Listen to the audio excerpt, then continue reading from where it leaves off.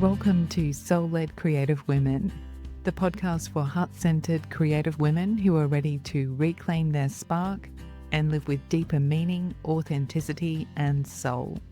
So today I have Amy Dickens with me.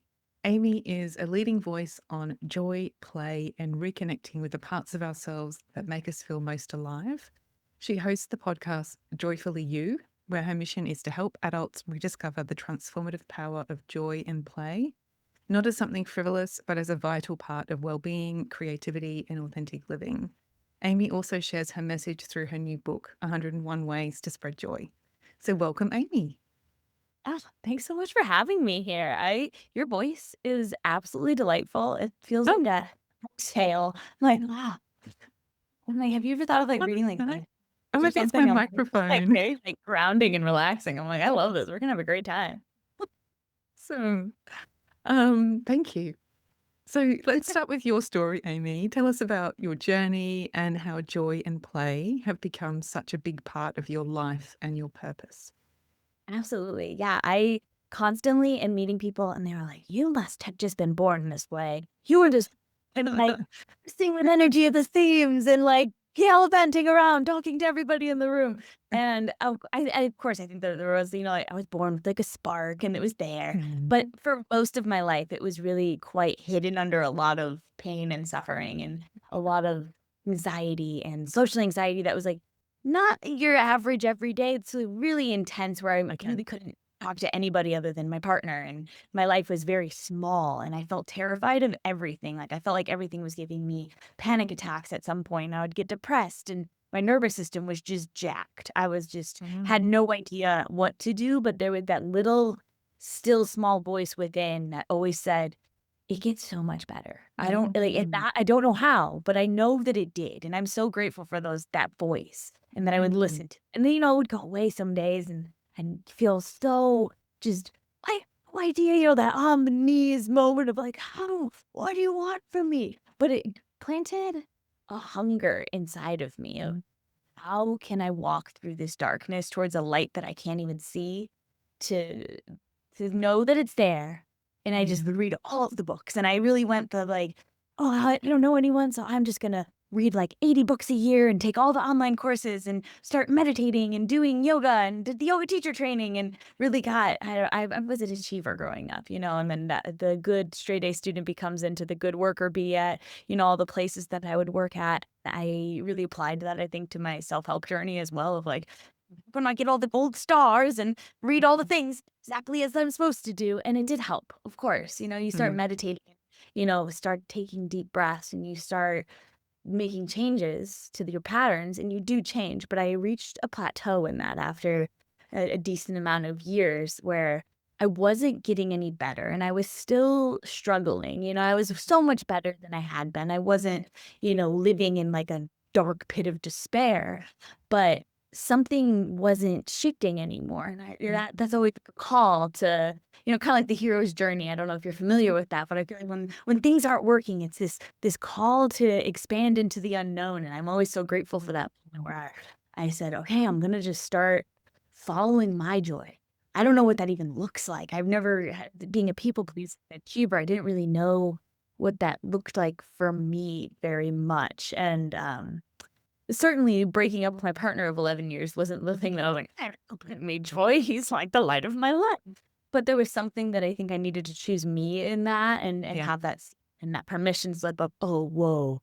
I didn't even recognize how much all of my decisions were being made in reference to this other human until that person wasn't even in my life anymore. And then it just led to me okay, I'm gonna start booking one-way tickets around the world because that's what I'd always wanted to do. And, doing different yoga teacher trainings and all different kinds of facilitator trainings and started teaching dance workshops and play workshops and all of these things that a year beforehand were unfathomable to me. But I kind of was just following the things that felt equally exciting and terrifying, and then burning all of the bridges and boats to any past life that I could. And then that 1 year, I really transformed into a completely different person. And then, I've had to slow down. And it's been so sweet to in this season, be like, wow, okay, I'm living in one place and I'm building community and I'm tapping into much more simple joys of, okay, I'm not constantly flooding myself with, I don't know, spontaneity and you're traveling here, traveling there. And, it's high highs, low lows with that kind of lifestyle. But it's been a really beautiful journey to see how my joy can shift so much over time, but it constantly is my compass to becoming who it is that I came here to be. And now I'm really, I think, expanding that to reminding myself and other people that spreading joy and like taking it from, okay, yeah, like allowing myself to let my joy be my North Star in my life, but also inspiring that in other people because we can all make a ripple effect. And it's just been so fun. Beautiful. So good. So do you think that you were a joyful child? Do you think that you had that at the beginning, or is it never really there and it's something that you've actually had to reach for in life? I would say I've always been a goofy human. Like I've always had that little goofball inside of me, but I was also a very anxious little kid. It wasn't a word that I really had for that. I often would walk around saying, I'm bored. And looking back, I'm like, oh, I wasn't bored. I was feeling anxious, but I didn't have the word to describe that feeling. And the only word that my little kid brain had was, I'm feeling bored, I think. Yeah. Yeah. So I think it really Okay. stifled a lot of that, the bigness of it. It would have people call me a jack in the box a lot of times because I would be Okay. very silent and, like not ruffling any feathers and just kind of being invisible mostly. And then if you really got to know me, I would be like, Okay. Awesome. So, I mean, scrolling through your Instagram before I'd met you, because obviously now that I can see you and hear you, yeah. I feel it even more. But when I was scrolling through your Instagram, I couldn't help thinking that the play looks like this superpower to you. So is play your superpower? That's my next question.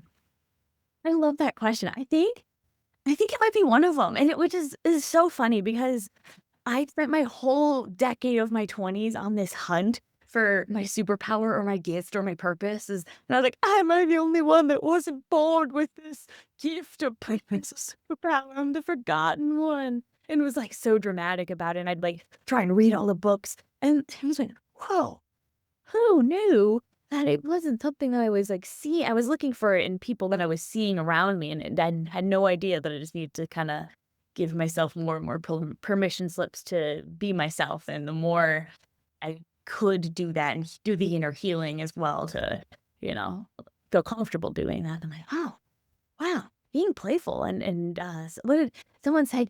Oh god. She said, "You have the gift to animate people." And I was like, "Wow, I'm good at words." You really see that. Animation in real time. I noticed that people like I'm in a choir and it has like 80 to 60 people and we all like walk around the room singing these songs. And it's been very fascinating to notice over the past year or so. People will walk in front of me and then I can see them like and they're goofy with me because I'm dancing around the whole time. And then they kind of like go back to their normal, whatever normal expression, isn't it? I guess I have an effect on people. Oh my goodness. So the word play has like a real childlike tone to it. So tell us a bit about your thoughts on the association with play and childhood and why play is actually important for all ages. Yeah, it's something that I love to talk about also because people see me and they're like, oh my God, you're just the quintessential like billboard of this is what play looks like. And I want to say that play looks different for everyone, because play, Stuart Brown, he is a doctor that did all of this research on play for the last, I don't know how many decades, and he's found incredible stuff. But the way that he has defined it through understanding all of the benefits of it deeply is that play is basically really similar to flow in a lot of ways. And that it's whatever you're doing as an individual where time ceases to exist and you're just completely absorbed in whatever you're doing. And I mean, I think that we also have this association with it having some sense of levity or, enthusiasm or I don't know, connection or whatever that might be. But the way that he defines it is really those two things of time isn't existing and you're totally involved in it, which can be so different for so many of us. Cause I think some of us can feel like we're playing when others of us aren't. We could be doing like you and I could be doing the same task, and I could be like, I want to spoon my eyeballs out, and you'd be like, this is forever.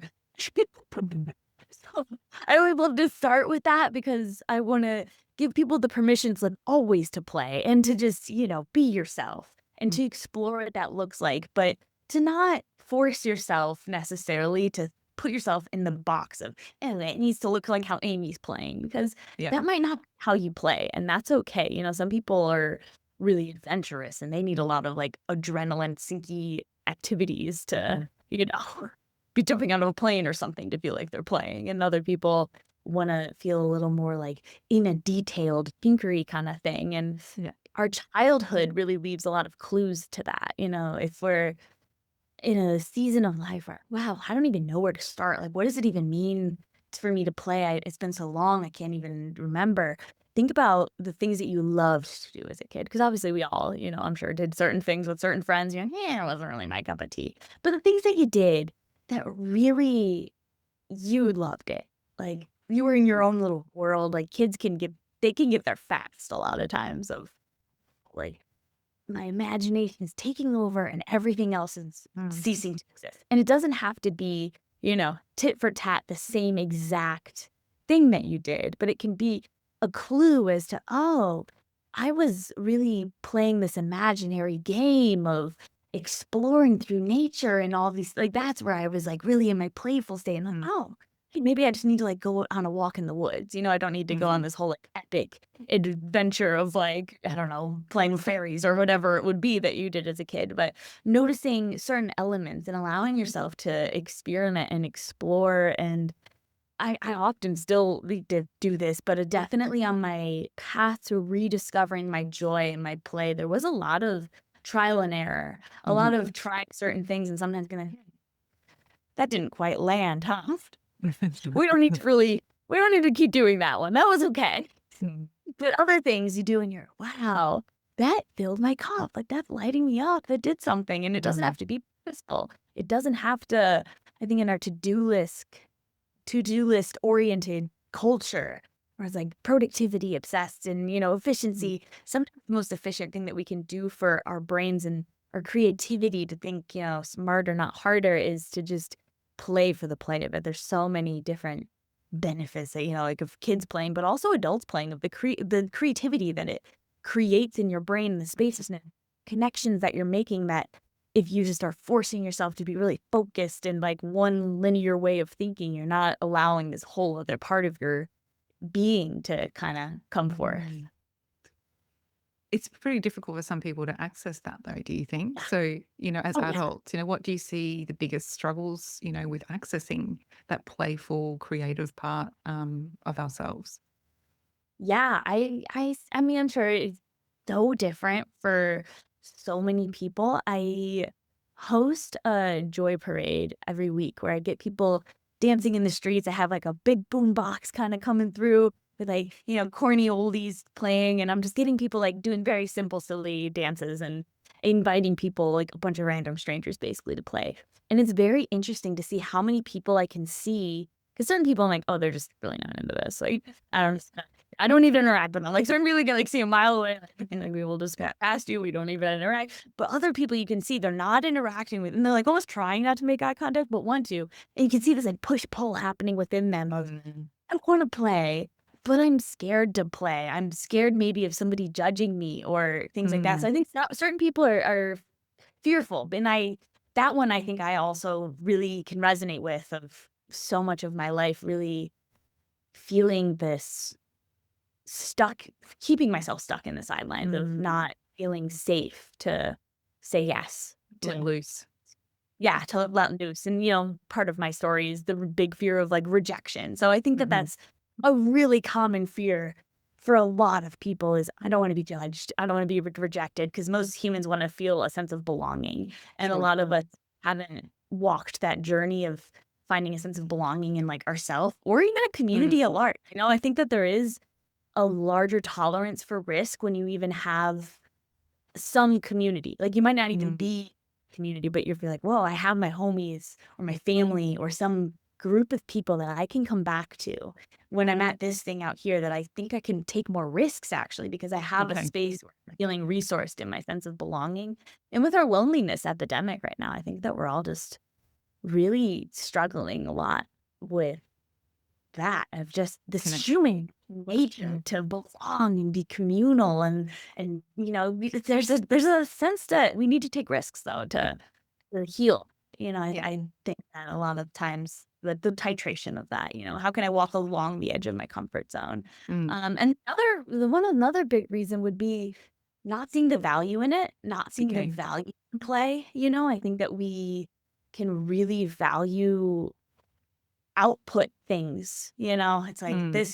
this task is really clearly related to like my work, Yeah. or I don't know, How much money I make.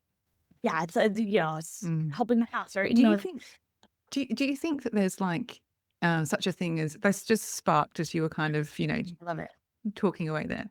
But do you think there's such a thing as kind of introverted play versus extroverted play? Yes, Does it always need to be like on the outside, visible and in your face? absolutely. Yeah. Definitely, yeah, and I definitely have both of those sides of myself as well, and Mm. I'm feeling it's becoming winter over here, so I'm definitely noticing that there's this, lesson that I think I'm also working through right now, of, like, Mm. I've been, like, in this big season previously of, like, being pushed to, like, be the more extroverted Yeah. play, Mm. but I was also, like, living alone, so I think I was, like, naturally just spending so much time by myself and, like, Yeah. working alone and doing all the things. I was like, now I live with my best friend, and, like, I have much more community, so I think that there's this natural, and it's winter, the days are short, and I'm noticing that my cup is being filled by, I'm calling it romanticizing my life. Like, just Okay. putting on some, like, music and a candle and just, like, creating, and just, like, I'll sit there with stuff and just create art just for the sake of it. I mean, this wall also, I just, like, Okay, pulled cool. up her pouring and just said, I'm gonna Quick throw some branding paint. I've exercise. never done that before, and it was just so, oh, this exercise of, like, free will was Yeah. good. Huh, if I hate it, I'll paint over it, but Yeah. I like it. There you go. So But let's yeah, talk. there's the bowl. Yeah. So let's talk a bit about like the relationship then between play and creativity. I know you sort of touched on it before, but I kind of see play as a really vital component to like truly authentic, soulful creativity where we feel really connected to our creative practice. So what are your thoughts around the connection between play and creativity? Yeah, I think that when we're connected to play, we're connected to our truth of, like, who we are as a being, a soul, like, our essence, so that whatever we're creating, because we can create, like, all Mm, the time, but I mm, think a lot of us maybe might create out of shoulds, or, just, like, misaligned priorities or whatever it might be, but there is a difference, I think, when we're creating something that is refueling us, that we all, I think, have experienced doing something where I'm creating this thing and it's draining me, it's draining my creativity, my energy, all of it. And then I might even be putting more energy into this thing over here. But when I do it, somehow I'm feeling even more ideas are coming to me, and I'm feeling more excitement, and I'm feeling maybe even my body might get like exhausted at a certain point, but mm. I'm feeling the fulfilled or re-energized in a different kind of way. And when we're in that sense of play, Yeah. uh, we're creating the thing actively, or carving out space where it's not even anything to do with what we're trying to create. It is helping to refuel us. I always call Mm. it, it's kind of like the gas station kind of thing, where we Sure. need to create spaces for, just not being only in productive mode. I was Yeah. just listening to actually the book, Essentialism, again, because I'm always like putting too many things on my plate. And it was just fascinating to me, like hearing about, I don't know, like Bill Gates and all of these like big, CEO level dudes that have like, I don't know, more on their plate than I could ever fathom. They carve either like every day or like huge weeks out where they're like, I'm going to do like nothing else other than, like give myself Yeah. spaciousness to Yeah. just be, how that's allowing them to create and think, and like to have space to come up with new ideas and Yeah. actually be a little more creative and strategic, and to have new connections that Mm. can be created, that if we're just like kind of stuck in the grind and the hamster wheel that a lot of us get caught in of, okay, like one foot in front of the other, next, Yeah. next. But when you can kind of allow yourself to laugh and be jovial and playful and connected to your creativity, you can kind of see almost, whoa, okay, I'm taking a step back. Actually, this is what I can do. Yeah. Or this is like a third door over here that I wasn't even seeing as an option. But because I've activated my brain and my body in a different way, because that's also the other thing with play is that it primes our body in a different physiological state. So, there's all this mindset work, but I'm really big on body is a much faster way after, over half of a decade, really like focusing on like, mindset. I'm like, this isn't working. What is going on? Yeah. And when we're moving our body in a certain way, like a more playful kind of way, it is all the dopamine and serotonin and oxytocin and endorphins are just firing off, which is helping you come up with different creative ideas. It's helping you naturally be primed for whatever you go into in that state to come up with different ideas and ways of thinking or just different ways of interacting with someone. And you can have, in my experience, like so many different serendipitous moments of connection with random people that can even lead to like a different opportunity. But if I'm like kind of closed off or I don't know, my best self, I don't tend to have those kind of moments kind of thing. Yeah. There's a lot of different magic moments that it can lead to. Really helping you lean into curiosity. Absolutely. So we talked about it a little bit before. You mentioned the word risk, so my question to you is there risk involved in cultivating more joy and play in our lives? And what's the payoff to that risk? Yeah, I feel like I didn't really realize the level of risk maybe before I really wrote my book and was like re-editing it and I was reading through it. And you're reflecting a lot in that whole process of writing and editing and rereading and all the things. You're like, wow, I've never like looked at this many words inside and out this many times. And I realized, wow, I'm asking people to do some risky things that I, for myself, I'm not asking anyone to do anything that I haven't like walked myself through. And, in the past, 4 years particularly, I'm like, wow, it's through allowing myself to say, okay, I'm going to walk with this discomfort and prove it to yourself. It's really a joyful form of rejection therapy is essentially what I've realized it kind of is. And realizing, wow, my world has gotten so much bigger. Things feel so much easier. Things that used to feel just like terrifying, like everything used to scare me. I used to be scared to like order my food at a restaurant. And now I can just like, I walked up to a stranger the other day and she was painting snowflakes on a wall. And I could see my mom just like wanted to paint a snowflake so bad. I was like, this random stranger, hey, can my mom put a snowflake on the wall with you? And she was like, yeah, absolutely. And she like taught my mom how to do it in my hands of the paint. And I'm like, wow, okay. Like, maybe that is like terrifying to me. Like, what? They say no. And, most 99% of the time, it's not that scary. And it's something I'm constantly having to remind myself. And, sometimes people do say no. And sometimes it is not so, ideal. But then other moments you can notice that, wow, oh, I'm really like creating a difference by leading into my own joy and becoming the person that I know lives within me. Having this like sense of a lot of us feel called to, I'm meant for more. How do I become her? And if we're stuck inside of our comfort zone and like coddling ourselves all the time, I just don't, I hadn't in my experience, like completely become. I think there's a sense of like titration of, can I allow myself to like be soft and regulate and like cozy and, in my comfort zone, but then also be honest with myself and how do I want to grow past those edges and what are the things that I'm avoiding doing because another part of me really wants to do it. And that I think is where I use the discernment bit because I'm not here to tell anyone like what is right or wrong or you have to do this to like, take this. It's you, everyone, like I'm so all about empowerment. Decide for yourself and learn through trial and error, basically what feels like a yes to me, what feels like a no to me. What does it feel like when something is like, oh my God, this lights up everything in my body to try and do this new scary thing. But another part of me is actually a little bit scared and that's okay. And I don't have to go like full steam ahead. I can like learn to kind of walk with that fear, but not let the be in the driver's seat. And other times being like, you know what? That's a no for me. And that's okay.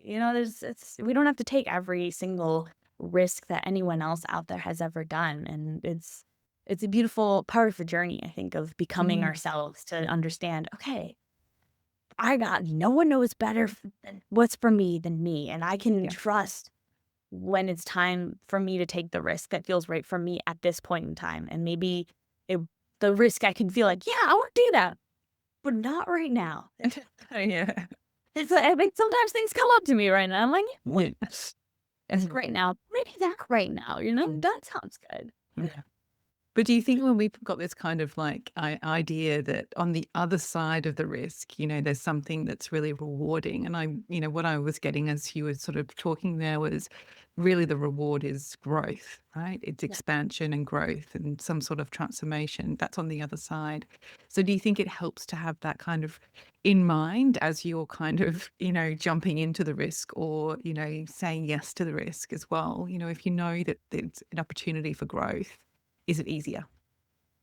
Yeah, I mean, definitely with any of this, I would say to the because I'm recognizing now for me, growth is my part of my why. It's one of the layers of your why. And I'm always reminding people that I work with that you have to have a really you don't have to, but it really helps to have a really grounded sense of what your why is. Like, what is that thing that instead of like something pushing you, of being like, you should do this. It's Yeah. like it pulls.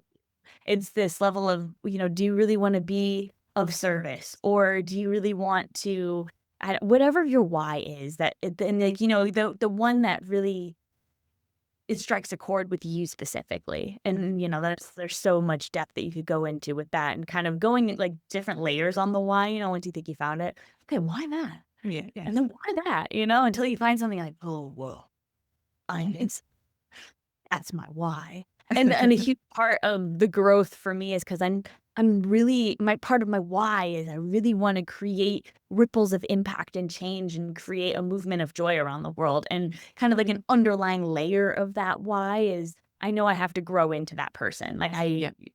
times can feel this huge gap between, like, the vision that I have for myself and what I'd love to create and the roles I'd love to step into and, like, the version of me now. And I recognize, oh, I have to take some risks and I have to act in different ways and bring certain patterns and do things that feel risky and uncomfortable Yeah. and exciting and like, Yeah. ends and it's crunchy some moments and so fun and expansive other moments. Yeah. And But not all remind at I once. You don't have to do it all together at right once now. I then. have my why like painted behind my desk right here. And I'm like, Uh, I look one time, I'm like, okay, right. When things feel hard, go back to that. yeah. But you don't have to do them all at once. You can do them, Yeah. gradually and slowly and in your own Yes. time. It doesn't have to be a That's big bang. absolutely what I'm learning right now is don't do all the things at once. Have like priorities, not priorities. Yeah. So what's the biggest risk you've taken towards more joy?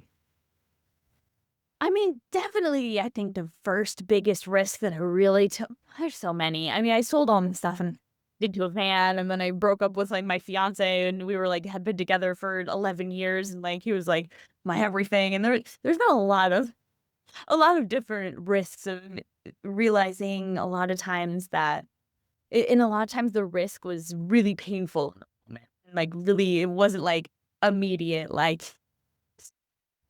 well, a lot of times the risks were really big ones were letting go of a lot of things, different Mhm. relationships, kind of like wiping the slate of my life completely clean and saying, okay, it feels like in my gut, this is really painful, but that this is the right choice for me. And you go through all the grief and losing yourself and then recognizing, oh, okay, I'm redefining who I am, and letting go of that old life was allowing me to kind of have that like a new like set of watercolors or something, like a whole new medium almost to Mm, paint on the canvas of my life kind of thing, to create a more joyful life in a whole different way than I had been fathoming before. sure. And so many I've lived like a bazillion different lives. I was driving down the street today and I saw a bunch of like carpenters and I was like, wow, I have through carpentry stint. Like, what was thinking? Like, why was I doing that? And Sometimes when I get like a little off track like that, it's like, you get the nuggets of wisdom to say, hey, go rewrite your life. And then you have to let go of all the things you're like, yeah. but sometimes that can be the most fruitful towards taking those big risks and leaps. Yeah. So what's the long-term, benefit then to our well-being for choosing, this path of risk taking and play and more joy. Yeah. I mean, I think that we're not actively choosing on some level, like the truth of ourselves, choosing our joy and our play, which can look a bazillion different ways. I think joy can look like, oh, Amy's like smiling and she like is Mm. so out and like expressive, but there's also the softer, like more contented joy that you can see of just like wonder, just looking out the window at the trees in the morning, or I don't know, I'm constantly just like, look up. If I just look up, like often when I'm outside, not inside, it's not the same. Outside, it really hits of wow, connecting to that true essence of yourself. And a lot of us are, I think, struggling because we start to live a life that feels distant from our truth of who we really are. Mm. And I think that there's so many different paths. Like I'm like, joy and play is a path that I'm here to like scream from the rooftop.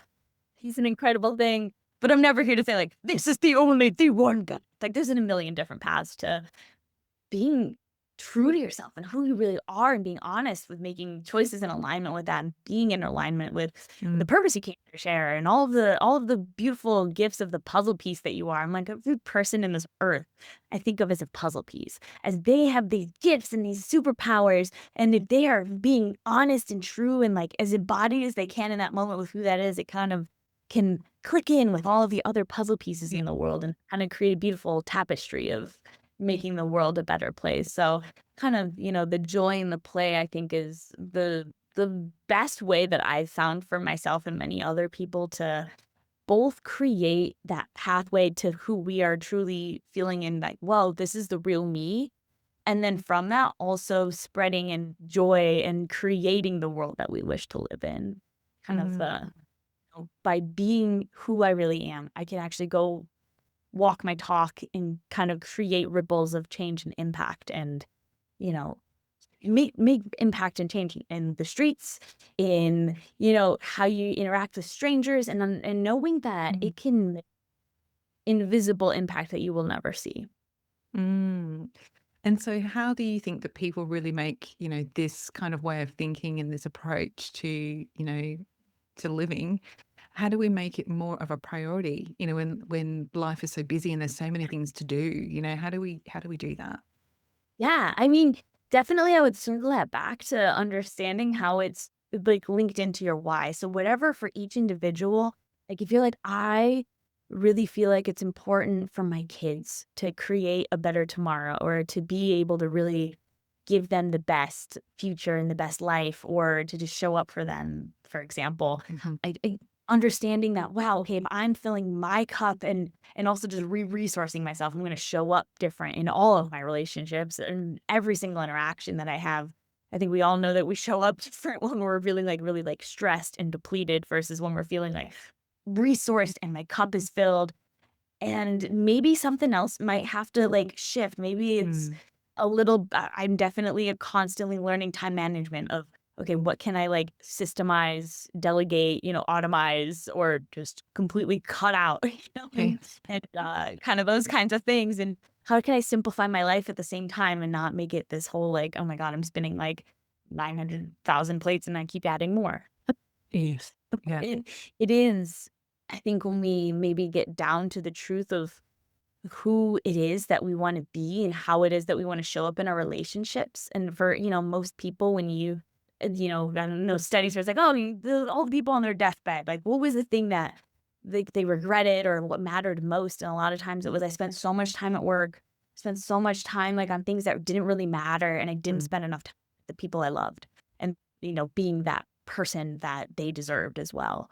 Mm. And I think that remembering that for me also, because I'm not perfect. I'm so human. I can totally get caught up in not walking my talk some Yeah. days and being stressed out. And then I can remember things like that. I'm like, wow, I want to show up in this world different, for my mission different, for my Yeah. friends, family, as this person. Because I want to be that person. And I think like the world deserves that version of me too. Yeah.